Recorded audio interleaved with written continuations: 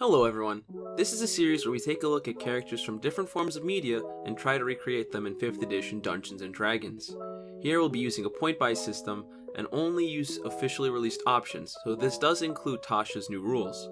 There is no UA and we don't assume your DM allows a free feed at level 1. We also don't worry about background options because those can be interchanged with a custom background, so there really is no need to go in depth with that. These builds are purely for fun and I doubt we will ever build something truly optimal. Instead, we try to go for as close a recreation as we can. Oh, and if you ever have any suggestions for future characters or other fun considerations for the current character we're talking about, please leave them down in the comments below. With that being said, let's begin. After the release of Stampede, the classic series Trigun is back, and deservedly so. I decided that by recreating Vash in D&D, I wouldn't only put more spotlight on a character I love, but would also give me an opportunity to create what I believe to be a unique and fun build to play. I'll only be going over Vash's abilities and not his personality. Being a pacifist, he might not fit in your average party. The best way to find that out is to just talk to your DM and fellow players. I think the dynamic could be very interesting, but I've been on both sides of the Vash and Wolfwood kill or not to kill debate. And I know the best I can say is just, again, communicate with your table beforehand. Because I'll be looking at all of his skills, we'll be taking moments from Stampede all the way to maximum. So be warned, there are spoilers. But that's enough talking. Let's start building. The features I felt were essential to have by the end of the video are as follows. We need to excel at long range and be capable in close quarters. Vash is an expert marksman, but has a knack for finding himself face to face with his enemies, so we have to be flexible. Having incredible maneuverability needs to be included. We should mitigate incoming damage that we receive, as well as protect others from taking any damage whatsoever.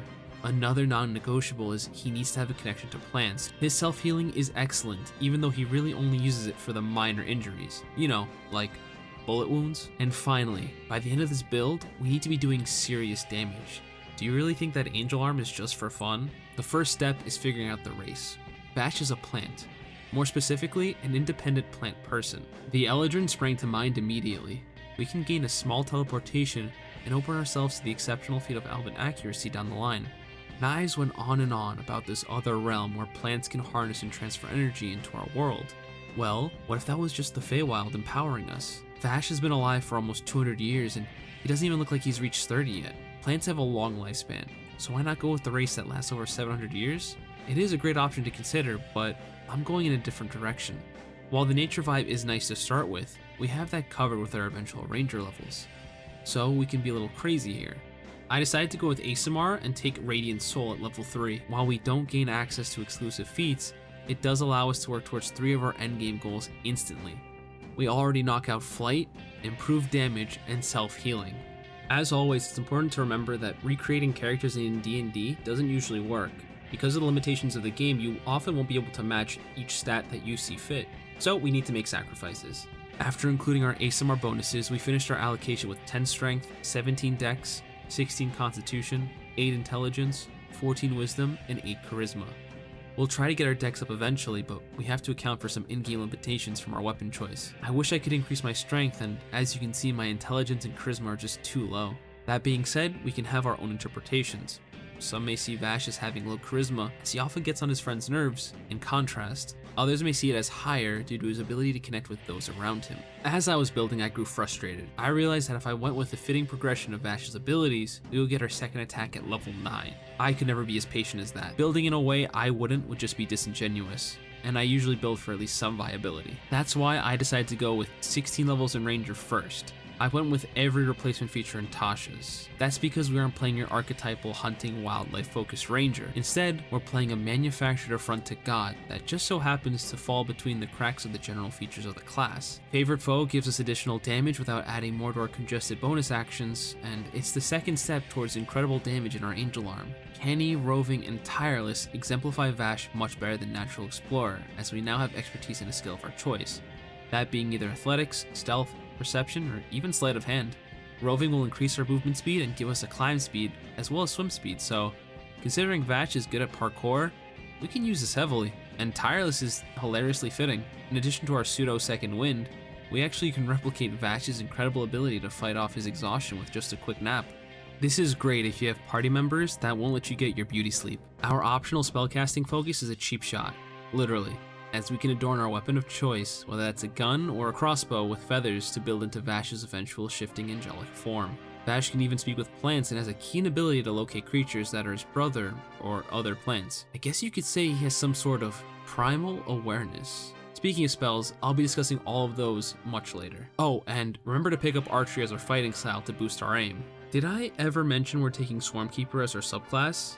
Okay, before you go to the comments to tell me I'm insane, hear me out. Swarmkeeper gives us our signature feature that ties everything together. We can decide the appearance of our swarm, so I decided to recreate Vash's ribboned flowery blades. You know, the really cool ones he has surrounding him when he's about to be in an insane fight, like the first encounter with knives in Maximum, or when they form as those thin angel-winged blades against Legato, acting as his own self-defense mechanism, kicking in, fighting for his life, despite being at his lowest point.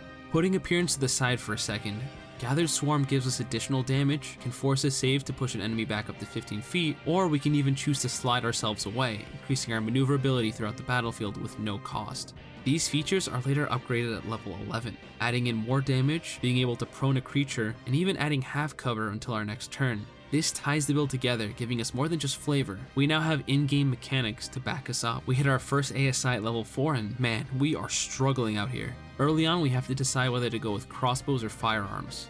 While we all know Vash's weapon of choice is a pistol, I'm sticking with a hand crossbow for this video since guns may not be available in your game. I'm sitting at an uneven 17, and even though I'd love to grab a +1, I'll take crossbow expert since the loading property is really annoying when we get our extra attack next level. We get a bonus action attack, can ignore the loading property, and even ignore close range disadvantage. If you ended up going with another race, you may now have your first flight option in Writhing Tide at level 7. Our next ASI at level 8, I'm going with Piercer to add a +1 in our dex and increase our average DPS. There's no real damage or accuracy difference between 18 and 19, so we can worry about that on a later ASI. At that same level, Landstride kicks in, meaning non-magical terrain doesn't affect us and we have an increased defense against harmful plant effects. It may not come up often, but when it does, it's unbelievable. When we get Nature's Veil, it's a nice feature, but it's not really Vash related. Next level though, our swarm does become mighty. That's going to give us all those nice upgrades I mentioned earlier. It's long overdue, but at level 12 we finally max out our dexterity. Before I talk about the next feature we unlock, I want to bring up the midway point of Trigun Maximum. In chapter 45, Knives confronts Vash in one of my favorite moments in the series. He challenges his little brother by saying, "Do you still expect mankind to just accept those who wield such power as we do? They'd come as a bloodthirsty mob to bind us and kill us." Vash's answer? Just run away as fast as we can. And then, when things have settled down a bit, quietly approach them again. The reason I bring this up is, at level 14, we get Vanish. Now, the only way we can be tracked by non-magical means is if we decide to leave a trail. So, if you cause the destruction of a major city and need to lay low, this can help your chances. Be warned though, this doesn't work on Meryl or Millie, they'll find you no matter what. Our final Ranger ability opens us up to 2 more of Vash's innate abilities. We gain Swarming Dispersal, which acts as a means to reduce our injuries and teleport us like a Misty Step in the same reaction. At 16 though, we get our last ASI in our Ranger levels. And this choice, I'm going with the option that inspired me to make this build, that being the Gift of Metallic Dragon. In addition to a casting of Cure Wounds, there's also a feature that allows you to protect yourself and those around you. It acts as a 5-foot range shield that scales off our proficiency bonus. Now that we finish up our progression of Ranger, we can look at a Battle Master Fighter dip that tidies up the build and presents itself nicely for an explosive finish. While an Action Surge and Second Wind help throughout the day, I decided to pick this subclass because it allows us to use maneuvers. With the superior technique fighting style, I even get an additional option. The 4 I went with are Disarming Attack as a means to visualize Vash picking apart his enemy's weapons, Goading Attack functions to highlight Vash's knack of ensuring all eyes are on him and obtaining full aggro, creating openings for his allies. Vash never misses, and Precision Attack tries to make sure we can't either. Parry is a great visual to replicate Vash taking shots to stop incoming attacks, and while I didn't pick it, Bait and Switch give you a chance to create some insane defensive maneuvers, ensuring your allies can escape or even alter targets, confusing your enemies. At level 20, we declare ourselves as the Simple Gunman, nothing more. 4 levels in Fighter have earned us the feat Sharpshooter, as now we can inflict our final damage boost. Unfortunately, I didn't have enough room for all the feats that I wanted, but here are the other feats that you could consider. If you want to use a pistol, Gunner is absolutely necessary. Being a great shot on the battlefield isn't all Vash is good for either. He's pretty handy in the kitchen too, so I'm gonna let him cook with the chef feat. With Alert, we'd be able to act in an ambush and avoid being surprised, being able to act quick on the draw. It's kind of his whole MO. And if you couldn't decide between maneuvers, you could always take Martial Adept to add even more options. Now, I didn't forget about the big damage we set out to achieve at the beginning of this build. If we pull together all of our resources in a contained environment that's designed to give us the exact outcome we want, there's no chance we can fail. All we need is just 2 turns of prior setup with the Celestial Revelation and Hunter's Mark cast, maintaining concentration on said cast, 4 attacks after action surge including a bonus action attack, all 5 of those attacks to hit even with the sharpshooter aim penalty, a superiority die, and a swarm damage dice. By taking the average roll for each die, we get an average of about 125 points of damage. This is our biggest stretch, but I'm gonna check off our Angel Arm as being achieved. I think that's a lot of damage, right? Speaking of Hunter's Mark, let's finally talk about spells. We didn't focus on improving our wisdom, leaving it at around 14, so I'm gonna focus on options that don't scale with it. Vash refuses to let an enemy get the jump on him. Alarm allows us to stay 1 step ahead. Now, with some harmless tinkering, I turned our good berry into Vash's favorite food, donuts. Vash has an innate ability to locate his brother. While we already have locate creature, locate animals and plants gives us another tracking spell. If we're ever pinned down in a hectic situation, we can try to sneak away in the commotion with Pass Without a Trace. The last spell is Guardian of Nature. At times, Vash's body morphs, sometimes without his control. We see our power grow in-game, giving us advantage on our attacks and constitution saves. For a background, I just took Outlander. Vash has been a drifter since landing on the planet. He's got a great understanding of the locations of the various settlements he's visited. He never really forgets the connections he's made along the way either. Okay, so let me go through our checklist to see what we obtained. Crossbow Expert and Sharpshooter gives us great range and allows us to function close up. If we're ever in a pickle, we can slip in and out of trouble through spells or our Swarmkeeper abilities, and if we have to, the damage we do take can be reduced with Swarming Dispersal. Metallic Dragon also provides cover to our allies, improving our own defensive options. We can literally speak to plants and self-heal through spells and race features. In the end, we can dish out serious damage, so I'm going to be checking off our Angel Arm Black Hole Bullets as accomplished. We've covered everything that makes Vash unique. Additionally, we can even fly, teleport, and vanish to never be seen for years. Huh, that might be too meta. Hey Vash, now that we're done, what do you think of the build? Well, there you have it. We got a seal of approval. Now that I think about it, you could make just a couple of tweaks to build knives with a similar structure.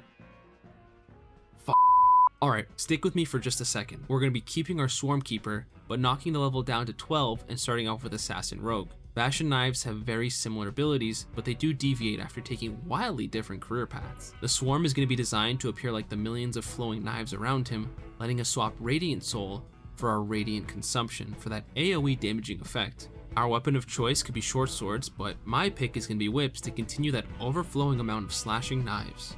I also decided to increase our intelligence and charisma to make ourselves more terrifying and intimidating. As the employer of the Gung Ho Guns, he has to manage the company and convince everyone to sign up for that great benefits package. That being not really killed on the spot. Taking Slasher, Dual Wielder, Defensive Duelist, and Telepathic, we have a fantastic build for knives. You could also even consider Alert. Because we're taking levels in Assassin Rogue, we should be acting faster than all of our opponents. If I had to pick any additional spells, I'd probably go with Spike Growth. Okay. I think we're actually done this time. Trigun was able to get me out of my bad creative funk, so I'm glad to have finally put this video out. I'd love to get some feedback and hear your interpretations for the characters. And as always, thank you so much for watching. And remember, your ticket to the future is always blank.